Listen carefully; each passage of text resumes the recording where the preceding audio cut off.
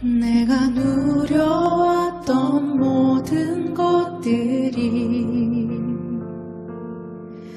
당연한 것 아니라 은혜였소. 예, 안녕하세요. 예, 반갑습니다. 이제 벌써 1월 말입니다. 이제 설도 얼마 남지 않은 것 같아요. 참 이제 소환도 지나고 대한도 지나고 올해 추위도 거의 다 지나가고 있는 것 같습니다. 저희가 살고 있는 이 대구는 한 번씩은 눈이 보고 싶은데 눈이 거의 내리질 않아요. 그러다 보니까 운전하는 데는 부담이 없지만 한 번씩 어린 시절 생각이 나서 눈을 보고 싶은데 눈 볼 기회는 잘 없습니다. 며칠 전에 그 용인에서 열렸던 우리 총회 군선교회 행사가 있어서 그곳에 갔다가 용인에서 오랜만에 쌓여진 눈을 보고 반가워가지고 그 눈을 여러 차례 이제 밟았던 기억이 납니다.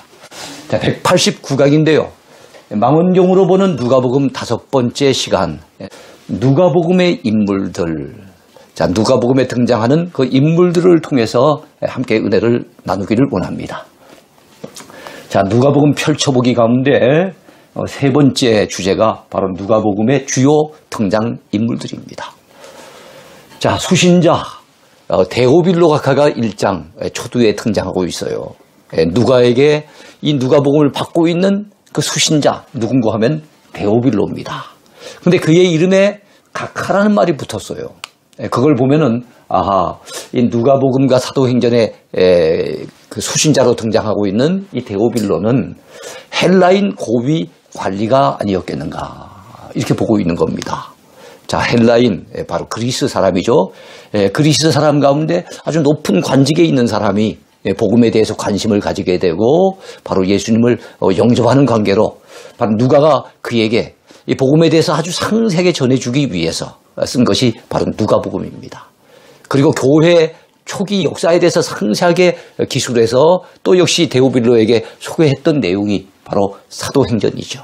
그래서 누가는 누가복음과 사도행전 이 두 권의 성경을 기록했던 성경 가운데 유대인이 아니면서 성경을 기록한 유일한 이방인, 그 두 권을 기록했던 이방인이 바로 누가입니다. 이 사람도 역시 헬라 사람이에요. 자, 세례 요한과 그의 부모 누가 나옵니까? 아버지는 사가랴입니다. 어머니의 이름은 엘리사벳으로 소개가 되고 있습니다. 예수님의 육신의 어머니였던 그 마리아의 집안의 친척 중에 한 사람이 바로 이 엘리사벳이거든요. 자, 이 사가랴를 제사장이라고 하지요. 그러니까 세례 요한의 가문은 바로 레위 지파 제사장 가문이구나 하는 것을 우리가 알게 됩니다. 자, 예수님의 육신의 부모인 요셉과 마리아가 등장하지요. 1장과 2장에 등장하는데, 자, 이 사람들은 유다 지파 출신입니다. 누구의 후손이겠습니까? 그 유명한 왕 다윗의 그 가문의 후손들이다 이렇게 보시면 되겠습니다. 자, 그 다음에 예수님 탄생 당시의 로마 황제가 또 소개가 되고 있는데요. 예수님 탄생 당시의 로마 황제는 가이사 아구스토입니다. 가이사 아구스토. 라틴어로 하면은 로마의 글자죠. 바로 아우구스투스라고 하는데 존엄하는 사람, 존엄자 이런 의미가 있어요. 그러니까 실제로 원래 이름은 아닙니다. 황제의 명칭으로 가이사가 불려지고 그 가운데 황제들 중에서도 아주 존엄한 인물로 첫 번째 황제로 이 아우구스토가 불려지는 거예요. 시저의 양아들이었던 옥타비아누스라고 한 사람이 바로 이 사람입니다. 자, 시저의 양아들, 제가 금방 설명드렸죠. 이 옥타비아누스입니다. 원래 본명이에요. 존엄자라고 하는 뜻이 바로 아구스토라고 하는 뜻이고요. 그 다음에 제정 로마의 첫 번째 황제로 알려져 있습니다. 제정하는 것은 황제가 정치하는, 황제가 다스리는 로마. 그 이전까지만 해도 여러분 로마의 오랜 역사 속에 황제는 없었어요. 황제는 없었습니다. 없었고 원로원을 중심으로 또 공화정치를 갖다 했던 것이 이 로마였는데 드디어 황제가 등장합니다. 첫 번째 황제를 꿈꿨던 사람은 시저였어요. 카이사르라 그러죠. 시저는 영어식 발음입니다. 카이사르 하는 것이 바로 라틴어식, 로마식의 그 발음인데 거기서 나오는 말이 로마 황제를 다 가이사라고 하지 않습니까? 바로 시저에게서 온 거예요. 이 사람이 황제를 꿈꾸다가 결국에는 공화정을 더 중요시 여기는 사람들에 의해서 피살을 당합니다. 그리고 그의 양아들인 옥타비아누스가 결국에는 로마의 실권을 잡게 되고 첫 번째 황제로 등극하게 됩니다. 바로 예수님 탄생 당시의 황제인 거예요. 그 다음에 예수님 탄생을 목도하고 경배했던 목자들이 있습니다. 어느 지역의 목자들입니까? 베들레헴 지역의 목자들입니다. 바로 예수님이 탄생하신 곳이 베들레헴 아니겠습니까? 이 베들레헴은 다윗의 고향이기도 하고요. 이 베들레헴은 그 야곱의 그 사랑하는 아내 라헬의 무덤이 있는 곳이기도 합니다. 그래서 베들레헴 하면 생각나는 것이 라헬, 다윗, 그리고 우리 예수님 이렇게 생각하시면 될 것 같아요. 자, 메시아를 대망하던 사람들이 바로 이 사람들이었어요. 밤에 양을 치면서 하나님 우리를 위해서 메시아를 언제나 보내주시렵니까? 그 어려운 시대를 살아가면서 정말 메시아를 대망했던, 메시아를 기다렸던 그 사람들이 바로 이 목자들이 아니었을까 생각을 해봅니다. 자, 메시아를 대망하던 사람들 또 있었습니다. 아기 예수님을 안고 기쁨으로 찬송했던 시므온이라고 하는 노인이 있어요. 2장에 소개가 되고 있는데요. 이제는 죽어도 여한이 없다고 고백했던 인물이에요. 메시아를 기다렸는데 그 태어나신 메시아를 안고서 하나님을 찬양하면서 하나님 이제는 더 이상 이제 살지 않아도 이제는 죽어도 여한이 없습니다. 이런 고백을 남깁니다. 또 메시아를 대망하던 또 다른 노인이 계세요.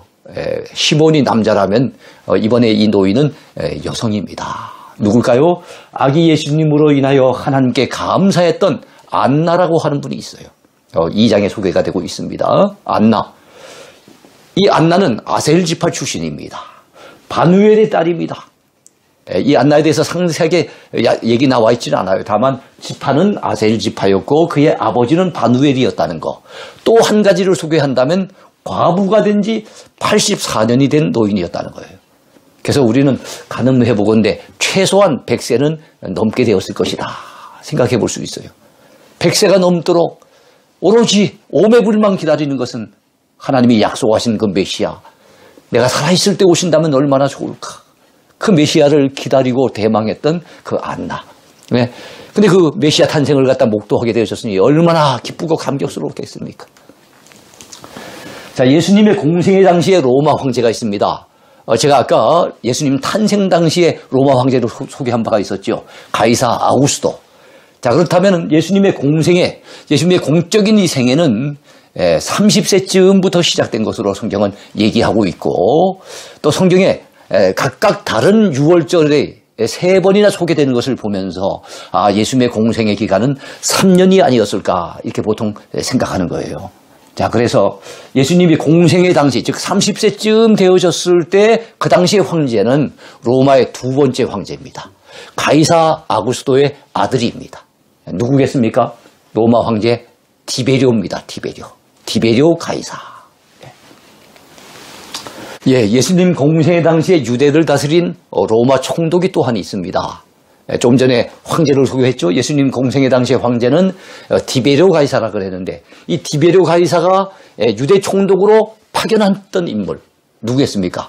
본디오 빌라도입니다. 이 본디오 빌라도 우린 잘 알고 있죠. 예수님을 십자가에 못 박도록 판결을 내렸던 인물이에요. 그래서 우리는 사도신경으로 신앙 고백할 때마다 주일날 전 세계 기독교 신자들이 사도신경 고백할 때마다 이 본디오 빌라도의 이름이 등장하는데 참 그 좋은 내용이 아니지 않습니까? 본디오 빌라도에게 우리 주님이 고난받으셨다는 걸 정말 강조하고 있으니까 이 사람은 어찌 보면 저주받은 인물이라 볼 수 있겠죠. 자, 예수님 공생의 당시에 갈릴리 분봉왕은 누구였을까요?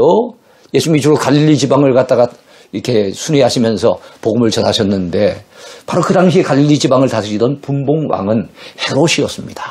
헤롯. 근데 우리가 생각하는 첫 번째 헤롯은 누구였는가 하면 예수님 탄생 당시에 메시아가 유다 나라의 왕이 될까봐 두려워가지고 2살 이하의 아이들을, 베들레헴의 그 아이들을 모조리 숙청했던 아주 참 간악했던 헤롯 대왕이 있지 않습니까? 근데 예수님 공생의 당시에 갈릴리 분봉왕이 되었던 사람은 이 헤롯 대왕의 아들이에요. 아들. 자, 그렇다면 누구겠습니까? 헤롯 안디바입니다. 헤롯 안디바. 예, 우리 라틴어로 정확히 발음한다면 헤롯 안티파스 그렇게 얘기할 수 있겠죠. 자, 예수님 공생의 당시에 대제사장도 있습니다. 누군가 하면 가야바입니다. 그리고 이미 은퇴했지만은 굉장히 영향력을 끼쳤던 가야바의 장인이 있습니다. 안나스입니다. 예, 그래서 안나스와 가야바가 이어서 대제사장이 되면서 예수님의 반대자들의 바로 괴수 역할을 했어요. 예, 대제사장이니까 가장 높은 위치에 있었겠죠. 그래서 많은 바리새인들, 서기관들, 뭐 이런 사람들, 예수님을 반대했던 자들이 많이 있잖아요. 바로 그들의 가장 우두머리 역할을 했던 사람이 이 가야바와 안나스입니다. 자, 헤롯 왕의 동생 빌립의 아내였다가 헤롯 왕의 아내가 되었던 이 특이한 여성이 있어요. 그래 참 좋지 못한 여성이죠. 누굽니까? 그 유명한 헤로디아입니다. 헤로디아. 그러니까 누구하고 산 거예요? 동생하고 살다가 나중에는 형님하고 산 거니까. 원래는 시아주본이었던 헤롯 왕이 시아주본인데 자기 동생이 빌립은 가만히 보니까 권력이 없어요. 그러니까 그 사람의 아내로만 만족하고 살기에는 이 헤로디아가 이 욕망이 대단한 거예요. 그래가지고 말을 갖다 갈아탄 겁니다. 그래갖고 자기 시아주본이 헤롯 왕에게 또다시 시집갔던 여인이 바로 헤로디아입니다. 자, 권력의 욕망 때문에 고무신을 거꾸로 신은 여인. 가버나움에서 열병을 치유받은 시몬의 장모가 있습니다. 장모. 자, 3일을 통해 주님을 만난 행복한 여인이죠. 여러분, 예수님께서 탄생하신 곳은 베들레헴입니다. 그러나 자라신 곳은 나사렛이에요. 그리고 30세쯤 되었을 때 공생애를 시작하시는데 메시아로서의 그 역할을 시작을 하실 때 주로 어디에서 사셨는가 하면 가버나움에 사셨어요. 그렇다면 이 가버나움에 사셨던 것은 누구 집에 사셨겠습니까? 베드로의 집에 사셨죠. 그러다 보니까 이 베드로의 본명이 그 시몬이잖아요. 그래서 시몬의 장모가 자연스럽게 예수님으로부터 열병을 치유받을 수 있는 그런 기회가 주어지게 된 거예요. 그러니까 사위 때문에 예수님을 믿게 되어졌고 주님을 만나게 된 겁니다. 자, 게네사렛 호수에 시몬 베드로 5장에 소개가 되어지는데요. 자, 시몬 베드로는 자주 나옵니다만은 누가복음 5장에 나타나 있는 시몬 베드로는 어떤 사람입니까? 말씀에 의지하여 그물을 내림으로써 만선의 기적을 체험했던 어부입니다. 내가 밤이 맞도록 밤이 새도록 수고하였으되 얻은 것이 없지만은 주의 말씀에 의지해서 내가 그물을 내리리이다. 이래가지고 주의 말씀에 순종했는데 와, 베드로와 안드레 형제의 배도 가득히 채우고 그들의 동업자였던 야고보와 요한의 배도 가득히 채우는 두 배가 완전히 만선을 이루는 그런 기적을 체험하게 된 거예요. 자, 만선의 축복을 함께 경험했던 야고보와 요한은 어떤 사람들입니까?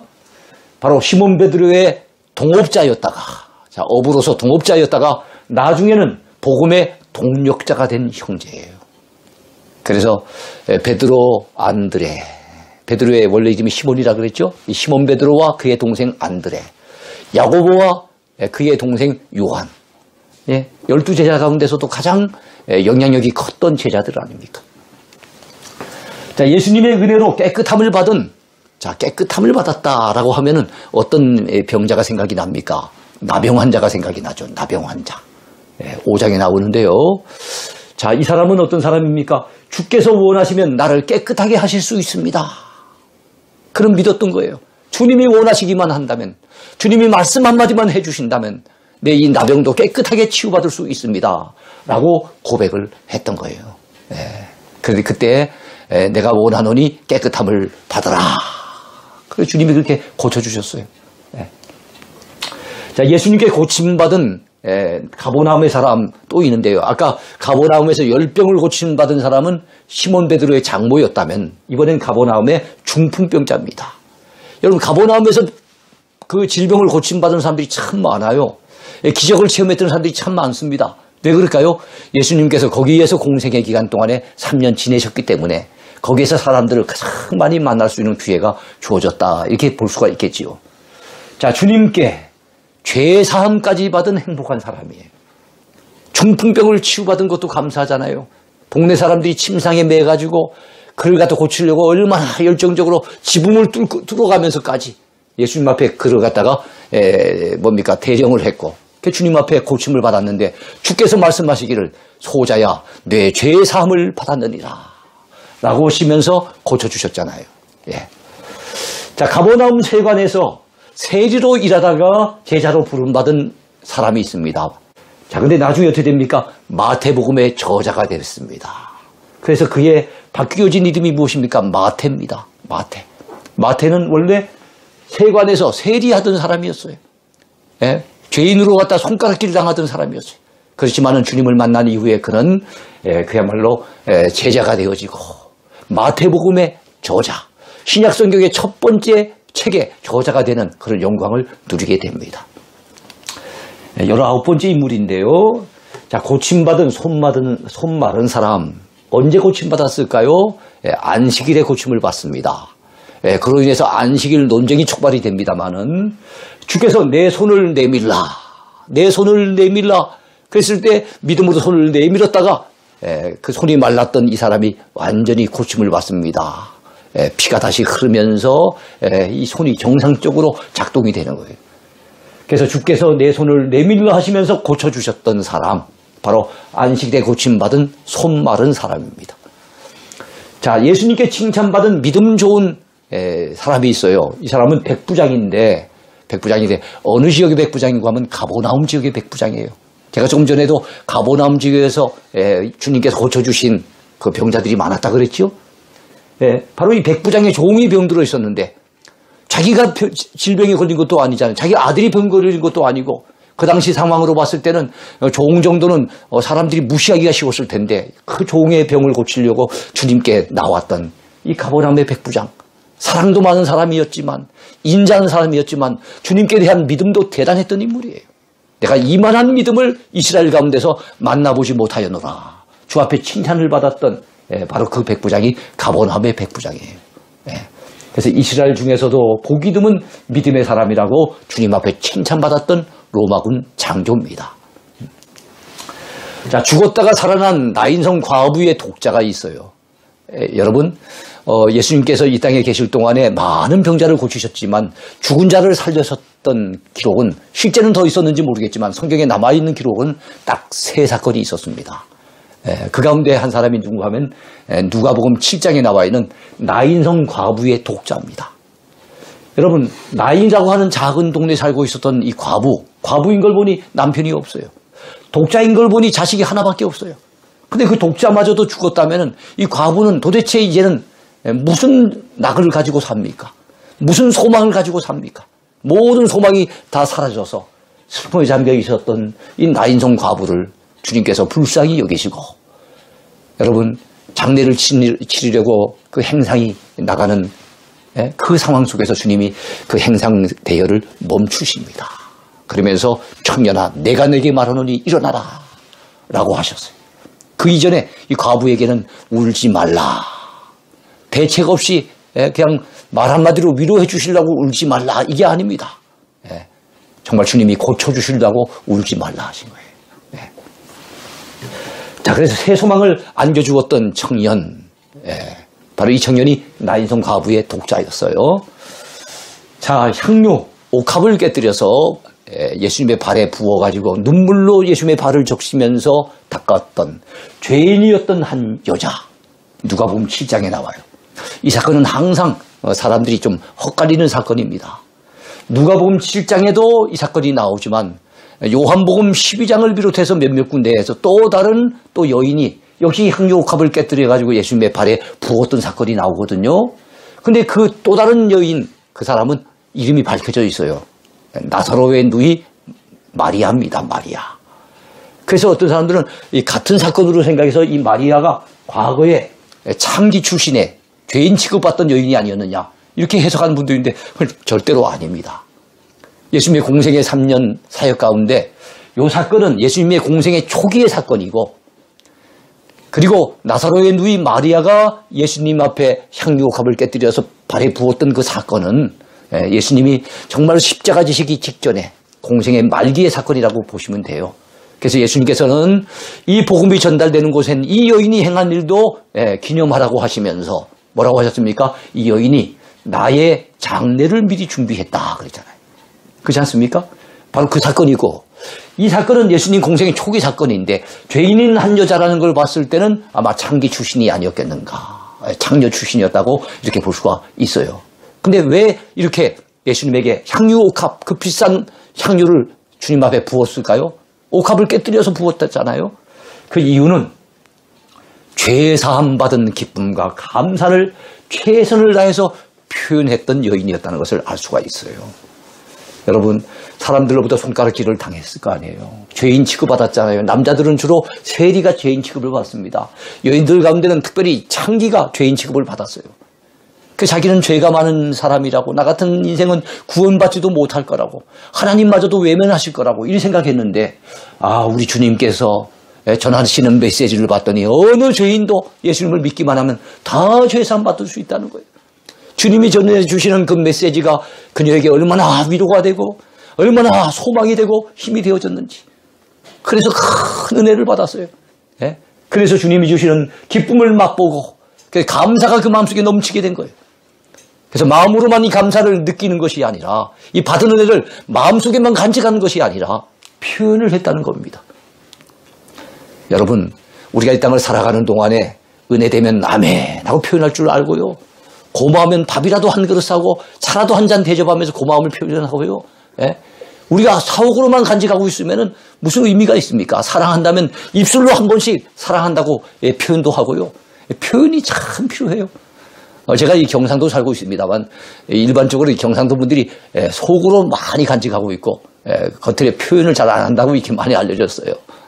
하루에 딱 3마디 한다는 뭐 그런 얘기도 있고 그러지 않습니까? 근데 우리가 그런 부분들은 좀 벗어나야 되지 않겠는가 싶어요. 경상도 분들 아니고 어디 분들이든지 받은 은혜가 있으면 표현할 줄 알아야 됩니다. 감사하거든, 고맙거든, 기쁘거든, 행복하거든, 사랑하거든 표현할 줄 알아야 돼요.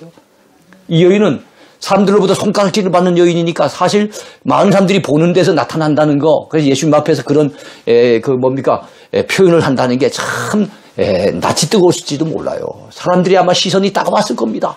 그럼에도 주 앞에 받은 은혜 너무너무 감사해서 표현하지 않고는 견딜 수 없어서 자기가 가진 소중한 이 향유 옥합을 깨뜨려서 예수님의 발에 붓고 자기 머리털로 씻은 거예요. 참 얼마나 놀라운 은혜입니까? 그에 비해서 예수님을 속으로 비난했던 바리새인이 있어요. 그 사람의 이름은 시몬입니다. 아까 한 여인은 이름도 밝혀져 있잖아요. 이 사람은 시몬이라고 하는 이름까지도 나왔지만 그 사람에게는 죄 사함 받은 감격이 전혀 없었어요. 그러니까 주님의 메시지를 들어도 감흥이 없어요. 감동이 없어요. 느낌이 없어요. 그러니까 주님이 오셨는데도 불구하고 그 당시에 일반적으로 손님이 오시면은 발 씻을 물 정도는 내놓아야 되는데 발 씻을 물조차도 내놓지 않았어요. 그러니까 그 죄인인 한 여자에 대해서 비난을 하고 그 여인이 주님한테 그런 표현을 하는데도 가만히 계시는 주님에 대해서 속으로 비난을 했던 이 시몬. 주님은 그의 아주 사악한 마음을 꿰뚫고 계셨지요. 왜 그런 마음을 품었겠습니까? 죄 사함 받은 기쁨이 없으니까. 여러분, 우리는 정말 은혜 받아야 됩니다. 은혜 받아야만 제대로 표현도 나오고 주님 앞에 감사하고 충성할 수도 있는 거예요. 그래서 여러분, 저는 우리 교회에 나오는 여러 주님의 일꾼들이 교회 봉사 잘하기를 원하지만 은혜 받지 못하고 의무감으로 마지 못해서 이렇게 하는 거 참 그거는 원치 않아요. 저도 원치 않지만 우리 예수님께서도 기뻐하시지 않을 것 같아요. 기왕 주님의 교회에서 봉사하고 맡은 사명 감당하려면은 은혜 받고 감당하는 거, 기쁨으로 감당하는 거, 자원함으로 감당하는 거, 그거 얼마나 좋겠습니까? 그러려고 한다면 은혜 받아야 돼요. 여러분, 우리가 지금 온라인으로 성경대학을 하고 있습니다만 이 성경대학을 통해서 여러분들 은혜 많이 받으시기 바랍니다. 자, 이번에는 막달라 마리아입니다. 7 귀신에게서 해방되는 은혜를 체험했던 여인이에요. 7 귀신에 의해서 지배를 받았으니 얼마나 그 삶이 고통스러웠겠습니까? 그러나 주님을 만난 이후에 이 귀신으로부터 해방되고 난 다음에 그 해방된 기쁨을 가지고 주님을 늘 쫓아다니면서 그래서 남은 생애를 주를 위해서 절대적으로 헌신했던 막달라 마리아. 주님께서는 부활하신 이후에 막달라 마리아에게 처음으로 보이시지 않습니까? 그만큼 주님 앞에 사랑받았던 여인 이 마리아입니다. 자, 예수님 일행을 섬긴 이 막달라 마리아 외에도 요한나도 있었고 수산나도 있었어요. 막달라 마리아, 요한나, 수산나. 그 당시 많은 여인들이 주님을 위해서 봉사했지만 그 대표적인 인물들이라 이제 보시면 되겠어요. 누가복음 8장에 나오는데요. 자기들의 소유로 예수님 일행을 섬긴 여인들이라고 성경은 그렇게 소개하고 있습니다. 예.